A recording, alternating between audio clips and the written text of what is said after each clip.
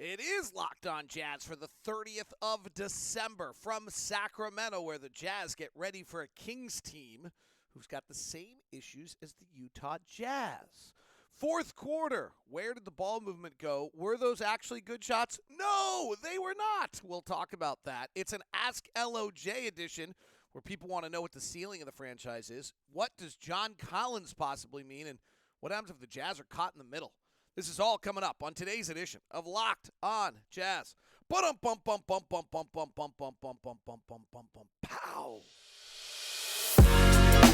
You are Locked On Jazz, your daily podcast on the Utah Jazz. Part of the Locked On Podcast Network, your team every day. How are you? I'm David Locke, radio voice of the Utah Jazz, Jazz NBA insider. This is Locked On Jazz, your daily podcast on the Utah Jazz, giving you insight, expertise, geeky numbers, and hopefully making it way better to be a Jazz fan each and every day. Thanks so much for making Locked On Jazz your first listen of the day. We are free. We are available on all podcasting apps. We are also available on YouTube today. And as always, you can join the community chat there. Please subscribe and follow on whatever platform so that you know whenever we are. And if you're on YouTube, please hit the little bell button so you're notified whenever we get going. Happy New Year to everyone. As we will chat. Well, we will chat tonight with Postcast and on New Year's Eve with Postcast as well. Hope everyone's doing great. It's rainy and kind of miserable here in Sacramento. Temple is, my coffee's all the way over there. I left it there. Temple is like one of the best coffee shops in the country, and it was a real commitment to get there this morning. All right. I think this is a super interesting conversation, and I think it's one that actually is difficult for most teams in the NBA, and that is, when is it a good shot, and when is it ball movement, and how do you coach it? So I'm listening to Mike Brown on Locked On Kings with Matt George after their Wizards loss. They got crushed at home by the Wizards. Jazz and the Kings tonight.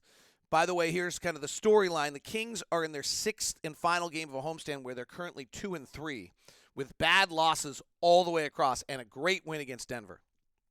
And so they're kind of playing to salvage a homestand. And obviously we're playing to try to salvage a road trip. So it's kind of an interesting game. But both teams, so I listened to Mike Brown, and Mike Brown talked about how against Washington, when they got blown out, that they didn't use second side. He caused something he calls sprays. I'm assuming sprays are you penetrate and kick, but I can't ask Mike Brown today. I'll ask Jordy Fernandez. And so he talked about paint touches. Well, they're not posting Sabonis a great deal. They'll post Trey Lyles a little bit, but so it's the same concepts. It's a little bit out of the Warriors, a little bit out of the Spurs. It's all the same concepts. And I watched them play Denver the other night in what was an unbelievably great fourth quarter. One of the most entertaining things I've watched. People always ask me, like, what shows do you watch? I just watch the NBA. I watch it the day late or 2 days late or 3 days late. I just watch the NBA. Stop asking me about Breaking Bad and The Wire and all these shows over the last 13 years that I have not seen. I know, it's sad. So anyway, I'm watching the Kings game from the other night. Beautiful fourth quarter, great entertainment, incredible game. And they are just pinging it around. I mean, they are breaking the paint. They are moving it. It is second side all the time. Like, it was beautiful. And yet then I go back to the Washington game and listen to Mike Brown's post-game comments on Locked On Kings, and he's talking about how they don't move the ball. They stopped passing. They didn't get sprays, and they didn't get paint touches. It's kind of where we are too. And what's super interesting about this is, let's take a guy like Kevin Huerter or Malik Beasley, and you send them on an off-screen pin down. So one of the things that I think the Kings have gotten way better at is they used to run all their actions in the middle of the floor for De'Aaron Fox. He's not the greatest decision maker ever, and it seemed to bog them down. And now they've kind of just decided, well, we don't need to run any actions for De'Aaron Fox. He's so fast, he's so quick, and he's so good that he can just get to wherever he wants to get to. In the meantime, when he breaks you down, you're going to have to suck in. Then he can move it, and then the thing starts. Or they now run a lot of Sabonis setting a pick on the wing and Huerter coming off, or Sabonis setting a pick on the wing and Monk coming off, or even Lyles setting a pick on the wing, or Harrison Barnes and somebody coming off. And it's opening a lot of things up for them. And so it's impressive in that, and they look good. But so let's say you set a pick for Kevin Huerter or for Malik Beasley, and they pop out to the wing, and the first pass of the possession comes to them, and they're open. They're 40% three-point shooters. Do you want Malik Beasley or Kevin Huerter of the Kings taking that shot? And how do you coach that? Because what's happening to the Jazz is that every time Malik Beasley pops out right now and is open, he's a 40% three-point shooter. He's not right now. He's in a slump. He takes that shot. And then the next possession, Lauri pops out because we execute it well, and Lauri's wide open, and Lauri takes that shot. Oh, but you're okay if Lauri takes it, but you want Beasley to move it? Now, how are you coaching that? How are you telling your guys that you want, hey, Malik, if you pop out and it's the first pass of a possession, I want you to drive it and kick it. If it's the third pass of a possession, then and it comes back to you, then it's okay for you to shoot. But if it's Lauri, then it's okay if he shoots. I mean, there is a pecking order. Let's not kid ourselves about how this works. But are you going to really try to coach that? Because I don't think that's going to go over real well. And that's not kind of the freedom you're trying to get guys to play with. It's really tricky. And if you walk through our fourth quarter against the Spurs, what you run into is exactly this.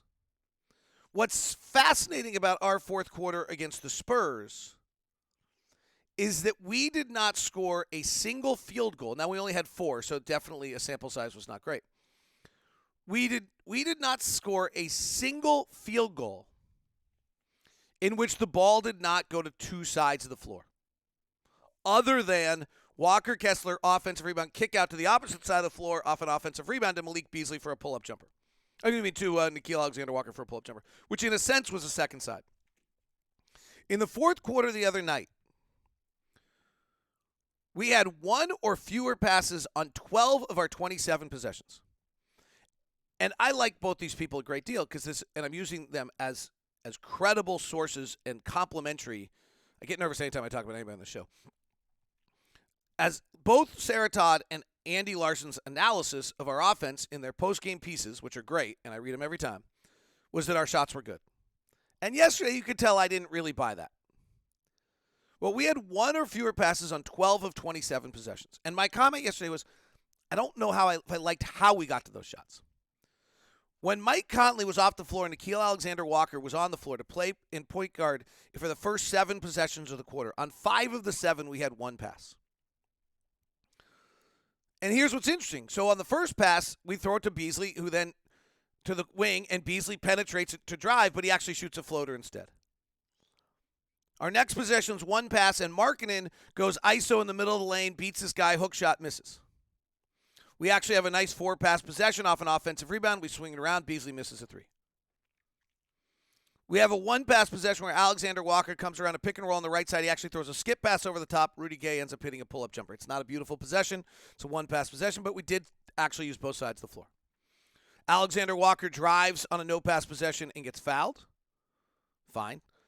Malik Beasley pops out right side, wide open 3 or good look open 3. Like this is one where in a vacuum you say that's a good look.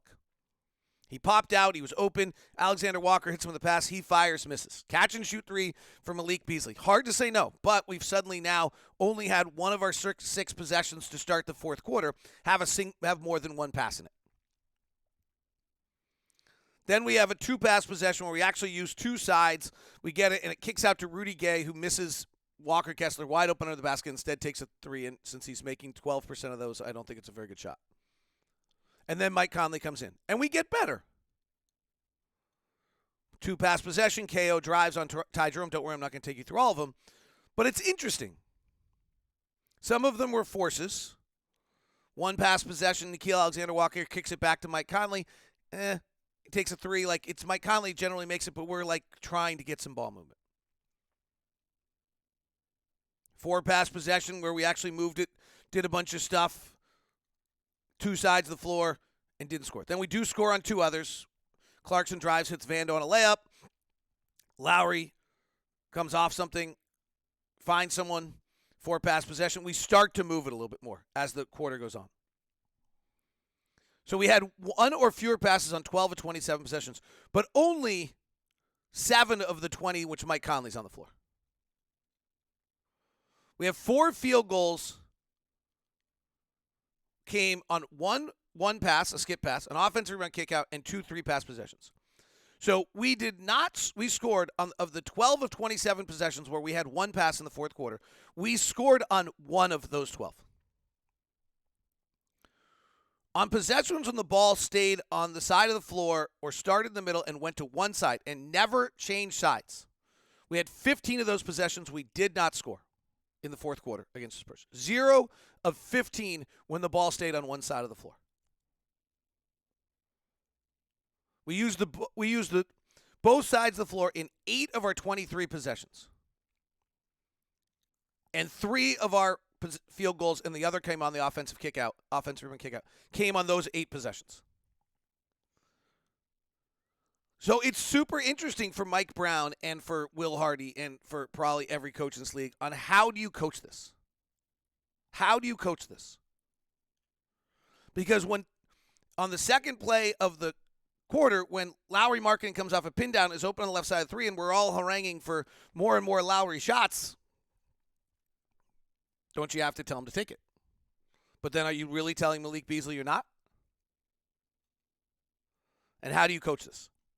I got to tell you, I find this fascinating. We've got to move the ball more. You've got to use both sides of the floor. You've got to believe your teammates are going to bring it back to you. You've got to play collectively. It's hard for me, though, to sit here and tell you that I think Malik Beasley popping out on the right side is a selfish shot. Sure, Malik Beasley, he believes in himself. He's a 40% three-point shooter. That's why he's getting paid. That's what he does. He gets that look, and I'm going to tell him to bypass that because it's too early in the clock. And then all the analytics and metrics tell me that if I walk it down too far in the clock, my production goes way down. There's a whole concept of good to great, but Quinn Snyder also had an interesting theory about good enough. Like, we go good to great. Too often we don't get great. I find this really, really interesting. I'm going to talk to Will and the coaches about it, maybe on the record, maybe off the record. I'll try to continue to talk about it. I think it's fascinating. And I think it's probably the primary struggle that coaches Mike Brown have and everyone. All right, I'll set the table a little bit more for tonight, and then we'll get to Ask LOJ. Today's show is brought to you by our good friends over at Murdoch Hyundai, located at 4646 South State Street, also located in Logan and Linden. We set up a bunch of people this week to go visit Cameron and Jake. Cameron over at the Murdoch Hyundai location in Murray, and Jake down in Linden. We've got those VIP setups for you, so if you're going to go look at a car, make sure you email me first. I'll get you the VIP meeting, set you up, see how it goes, make sure you get that exclusive experience. Why Hyundai? Because you get the most bang for your buck. They won North American Car of the Year with the Elantra. They won Motor Trend Car of the Year with the Ioniq. You get the most bang for your buck. You get a fabulous car. Why? Murdoch's 80 years plus in Utah, making sure you have the no regrets experience. So go check it out. Murdoch Hyundai in Logan, in Linden, as well as in Murray. Email me first. Please tell me the location that you want to attend. That'll speed up our process. If you're going to head down and look at a car this weekend, make sure you do it with Murdoch Hyundai at 4646 South State Street. Email me first, though, and I'll set you up for that. Today's show is also brought to you by Drive Sober. You're hanging out with some friends, putting a few back. A few becomes too many, and as the evening comes to an end, people start to head out. They're calling for a ride. And I can get myself home. We'll be okay. It's no big deal. No, it's a big deal. What are the odds you get pulled over? Even so, what's worse could happen? Insurance goes up, you lose your license, you lose your job, you kill someone.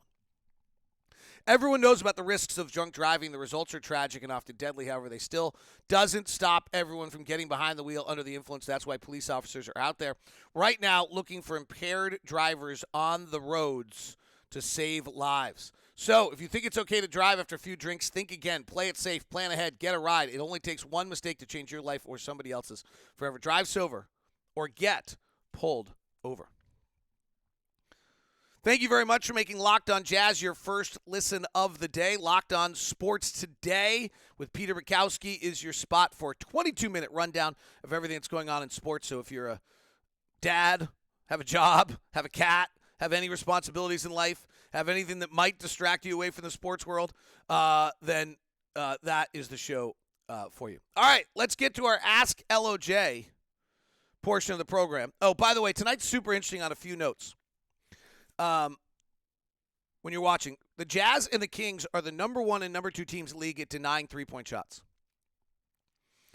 One of the things that's been I've just taken for granted this year with the Jazz is that one of the reasons why we're not a very good defensive rebounding team is, 1, our personnel, and 2, because we're working so hard to deny threes that we're always spread out a little bit. The Kings, on the other hand, are the number 2 team in the league at denying threes and the number 1 team in the league in defensive rebounding. Now, they have Domantas Sabonis, who's a big-time rebounder at 12 a game. So they have one of those big rebounding types. But that's an interesting thing to kind of look into about how they're able to do it. So it's worth watching tonight. We're a pretty good offensive rebounding team. We usually need that for our offense. They're a great defensive rebounding team. And then the second thing is obviously we're not a great defensive rebounding team. They're not an offensive rebounding team. It's 25th versus 25th. But they are a great defensive rebounding. So the boards will be interesting tonight. Transition will also be interesting. They're the number 1 transition team in the NBA. Our transition defense has improved tremendously over the last little period of time, and we're going to have to really test it. So that'll be interesting in tonight's game. All right, let's get to our Ask LOJ questions. What is the ceiling of this team? I think this is actually kind of the most important and a great question to ask here right away. And I think a little bit, if we're honest about it, the last 2 games are pretty stark check on that ceiling. Losing the Spurs in San Antonio, losing the Warriors without Steph, Clay, and Andrew Wiggins, if we're being frank, I think is a pretty quick, stark reminder of okay, this has been awesome. These guys play hard. Team 49 is a joy. I'm watching it every night. I love what I'm seeing. It's an imperfect build that is not ready, nor was it built to be ready for prime time. I think but it's a lot of terrific aspects, right? Lauri's having this unbelievable year. Vando's energy is terrific. Malik Beasley's shooting is ridiculously good. We've seen Mike just have such great control. Alexander Walker's developing nicely into a secondary guard. I think I just also documented some of the developing frailties there. Kelly Olynyk just does everything he maximum possibly can with skill set to help you win. It's great. This team is maximizing what they are, but the ceiling is limited because it was not built to be a top 4 team in the conference. And so I do think that I've said this a lot. I still think we're in a 36 to 48 minute window. Somebody didn't hashtag AskLOJ in their questions to me today, but I don't know if I can find it again. So if you're going to send me a question, please hashtag AskLOJ. And the question was kind of if we're on a 12 to 18 month window. And I'm like, I don't know where the 12 to 18th month window is.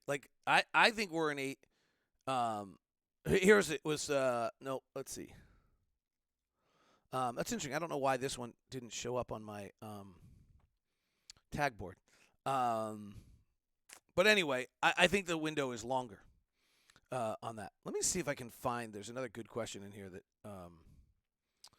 didn't show for some reason, so I'll have to see if I can go find that because it was a good question. And sometimes Tagboard, which is the search engine that grabs my Ask LOJ, does not always get everything it's supposed to get. Well, I'll just address the question. You won't see it. It's the never-ending Rudy Gay question. And again, I don't know why it didn't come up, so I apologize to Kevin, I think it was, who asked this question. And he's not going to get his face to Keith Conley. Because he put in Ask LOG instead of Ask LOJ. So I don't actually apologize to Keith at all. That's just, come on, Keith. Whoever has a typo on a tweet. Oh, me every time. If the Jazz have a 24 to 36 month championship plan, I think it's 36 to 48 to be competing, not to win a championship. Why play Rudy Gay at all? He won't be in the NBA in 2 years. His trade value and his contract match in a deal, not his stats. He is taking minutes from a player who can be developed or showcased for a trade. So, a few things. Rudy Gay's plus minus is unbelievable. Like, if you want to, like, just make sure if you ever use that, like, you have to be aware of it at all times. 2, I do agree that Rudy Gay's trade value is the fact he has a $5 million contract, and at some point in time, if the Jazz are going to make a trade, they may need that $5 million of Rudy Gay, and so that's why you're not cutting Rudy Gay or something of that sort. 3, Rudy's actually been really great leadership-wise. You've heard Will Hardy talk about him a lot of times in regards to that, and has been really good with the young players, and the best way to do that is to keep them engaged. And 3, I don't know who the young player is that he is going to play the 4 spot that we have on this roster that's going to develop. And then 4, Will Hardy's been really clear. We're not just giving away minutes. Like, you have to earn them. Simone might be like the one, but if you go look at some of our numbers with Simone, like the rebounding numbers, the overall numbers, they're a little rough. Like, I'm not sure Simone is a 4. Like, he's a shooter. He does a lot of things really, really well. But I don't think he's a 4 in this league. I don't think that's a spot where you want to be using Simone with regularity. All right, let's get to our next question.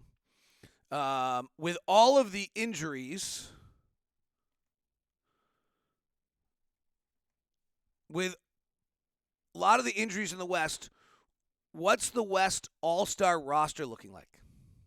So I don't really want to break down the 15 or 20, but you're right. With like Paul George missing games and Kawhi Leonard missing games and things of that nature, it does open up a lot of opportunity. Jaren Jackson's out. I don't think he would probably been a borderline All-Star. So I do think it's opening up an opportunity, particularly for Lauri. Lauri is going to be right on the cusp. There's only 12 guys. It's super hard. You've got guys, Zion, Brandon Ingram's another one where injuries are out. Like, there's like 5 or 6 injury guys, but Steph's in, LeBron's in, Nikola Jokic is in. Like, you can start running down the list. Devin Booker gets interesting, right? Like, it's really crazy how many marquee guys. It also is a great example of just how incredibly hard it is to make the All-Star game. Does Aaron Gordon, the players that, if you're talking about Lauri that matter, does Aaron Gordon make it considering the fact that the Nuggets have the best record in the Western Conference?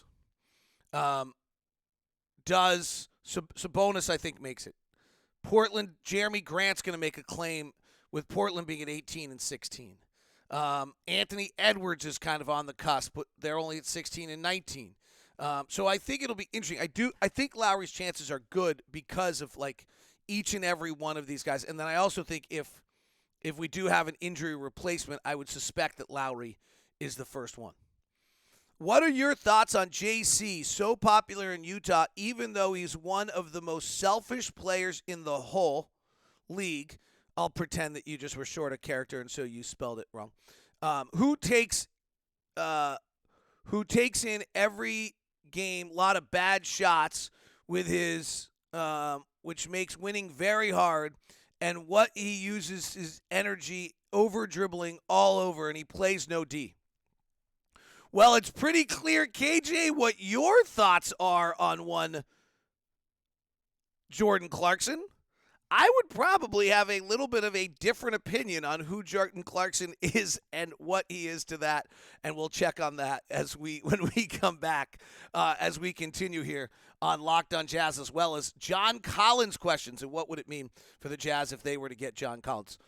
Today's program is brought to you in part by our friends over at Rocket Money. Rocket Money is the former app Truebill, and I have Truebill and really have liked it in ways that I didn't suspect. Like, I got it for the same reason everybody else does, which is they talked about the idea that you're going to be able to manage your subscriptions, and I do have that feeling that, like, gosh, what have I subscribed to? I mean, the killer one I have is I have a very expensive Bloomberg subscription that I don't use anymore nearly the way I used to, and now all of a sudden it re-looped on me, and luckily Truebill caught it for me. Rocket Mortgage is a personal financing app that cancels your unwanted subscription, monitors your spending, helps you lower bills all in one place. Over 80% of people have subscriptions they forgot about, like streaming services you bought in to watch just one show or a free trial, all those kind of things, and those show up on your Rocket Money. Will quickly, easily identify those subscriptions so you can stop paying them. Rocket Money makes canceling subscriptions as easy as a click of the button.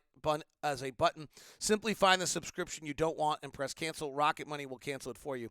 It also is a really good, just kind of monitor your finances, keep an eye on it, app that lets you know if major things are going on. I like it.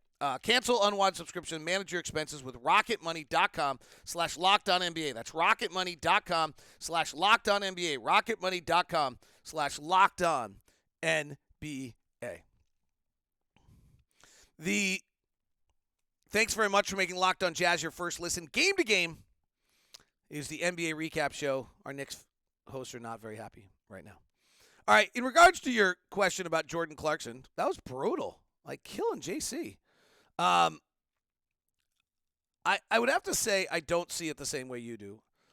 First of all, he's averaging career high in assists. I think he's shown to be a very, very adaptable player. I do think recently he has reverted back to feeling the need to score more. I think that's his read on what the team needs. I'm not sure that he's wrong. But we do need to skip it and move it a little bit more.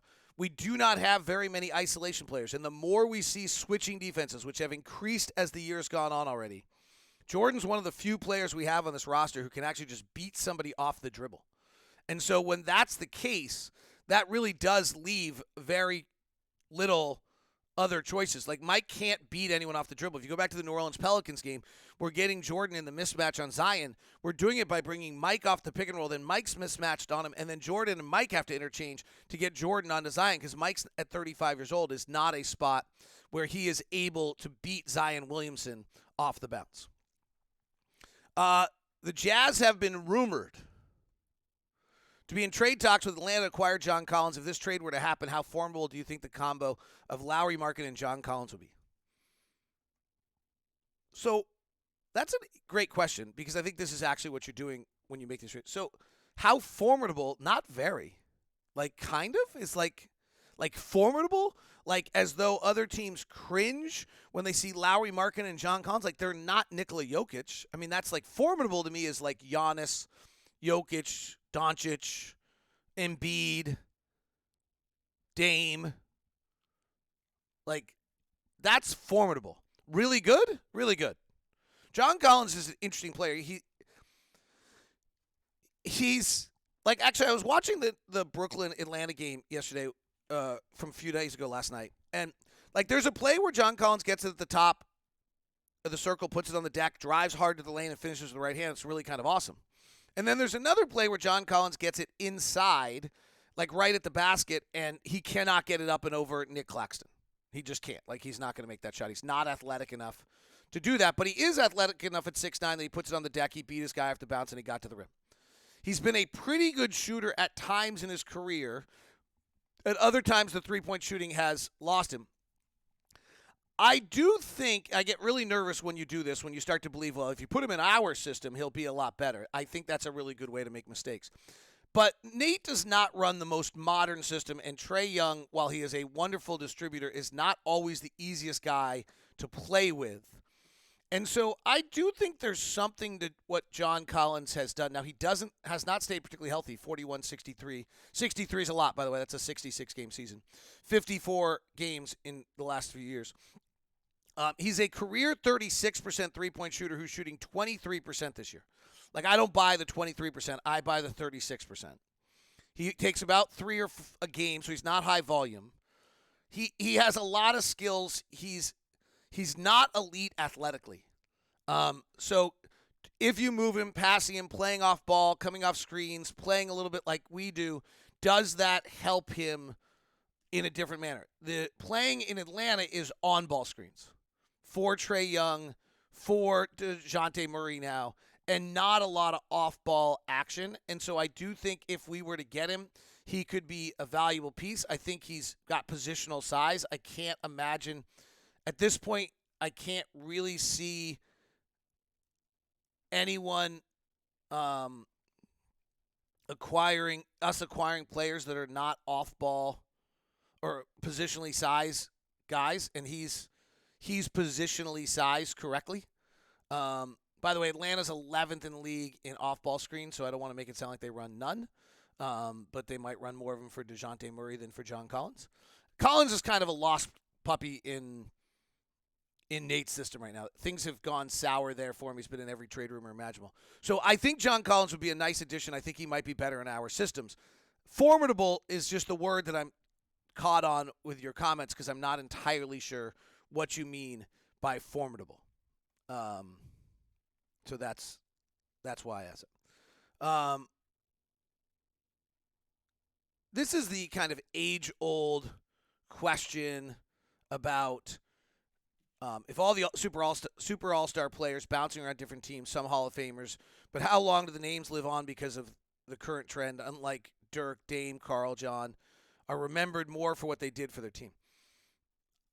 I mean, I think what happened with Dirk and his legacy and the statue the other day is super special, and Dame's going to maybe have that same thing in Portland, and I don't think it diminishes how special that is, but I also don't think that players like LeBron, who are going from one team to another, are going to have their career be diminished in any way, if that makes sense.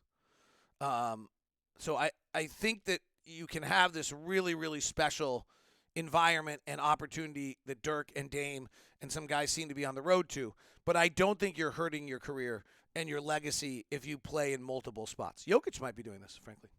All right, final question. If Danny Ainge doesn't want to be a middling team, then what are we doing? You said all summer the most valuable asset was the Jazz' own pick, and this is the year to make it a good one. I think the answer to this is a great question. This is probably the number one question on most Jazz fans' minds. And I do think, like, the last two games were like, I think, first of all, if you look at Danny Ainge's track record, which the beauty of Danny is there's a long track record, he just has never made a trade just for the sake of, like, dumping a player. You just don't do it. So there has not been a time here where we're just dumping guys and where the Jazz have just, or where Danny's just dumped players. So I think if the trade opportunities come that are helpful to this team in a 36 to 48-month window, we're still going to see those trades this year. I think we are stuck in the middle right now. Very impressively. Hey, we've played great basketball this year to get in the middle. Like it's been impressive. It's been really fun. And I do think if we end up in a play-in game, it's not the worst thing ever. It'd be great to be a top 6 playoff team. So I wouldn't just bail on the season because you're in the middle. But I do think if a good opportunity comes that is helpful to the franchise long term, I don't think we're married to success this season as the only driving force of decision making. And so I do think there's a possibility that if a team comes with the right deal for any of the about 6 players, that we would probably be willing to make that deal. And then I do also think, like, I don't think we're about to do this, but if we wanted to, I think we could fall pretty quickly. 1 or 2 adjustments, and I think we fall pretty quickly. Like I think the beauty of this team is that they've played this well with this slim a margin of error. It's been really awesomely impressive that with this slim a margin of error, they've been able to do what they're doing. Very impressed by it. Have a safe and happy New Year. We'll talk to you with the postcast afterwards. Thanks for being a part of Locked On Jazz in 20. Wow. This is our last Locked On Jazz of 2022. I don't want to get, like, sentimental or anything like that, but thanks. Appreciate it. Talk to you guys soon.